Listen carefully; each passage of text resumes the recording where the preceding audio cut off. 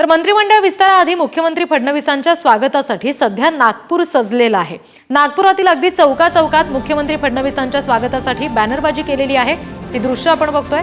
मुख्यमंत्री फडणवीसांच्या अभिनंदनाचे सुद्धा नागपुरात सगळीकडे पोस्टर्स बॅनर्स लागलेले आहेत।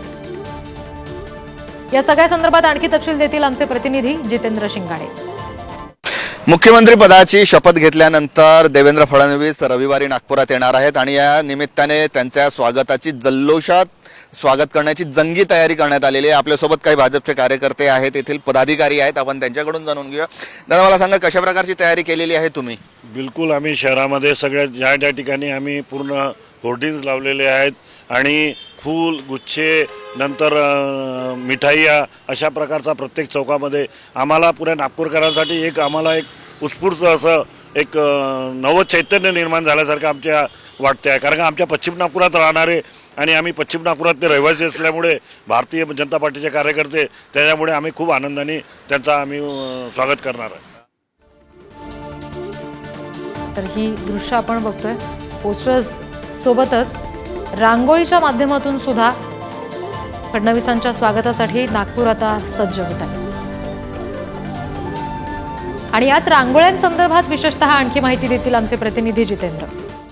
राज्याचं हिवाळी अधिवेशन सोमवारपासून नागपुरात सुरू होत आहे। त्याची तयारी अंतिम टप्प्यात झालेली आहे आणि अशात नागपुरात येणारे मुख्यमंत्री असतील, दोन्ही उपमुख्यमंत्री असतील, त्यांच्या स्वागताची देखील तयारी करण्यात आलेली आहे। आपण सध्या नागपूरच्या मुख्यमंत्री यांचं जे सचिवालय आहे, हैदराबाद हाऊस येथे हे सचिवालय आहे, येथे आहोत आणि येथे ही अशी भव्य रांगोळी काढण्यात आलेली आहे। जवळपास 15 बाय 20 फुटाची ही रांगोळी काढण्यात येत आहे आणि यामध्ये मुख्यमंत्री माझी लाडकी बहीण योजना, जी फ्लॅगशिप योजना मांडण्यात येते राज्य सरकारची आणि ज्या योजनेमुळे निवडणुकीमध्ये मोठ्या प्रमाणात यश मिळाल्याचं देखील बोललं जातं, त्या योजनेचं या माध्यमातून इथे रेखाटण्यात आलेलं आहे।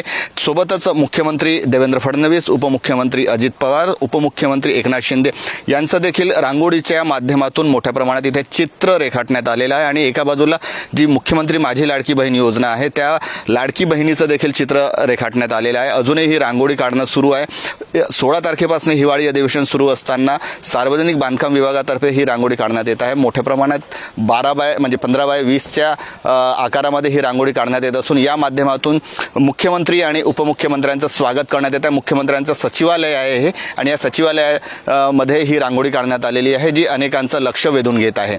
कॅमेरामन मंगेश मोहितेसह जितेंद्र शिंगाडे, पुढारी न्यूज, नागपूर।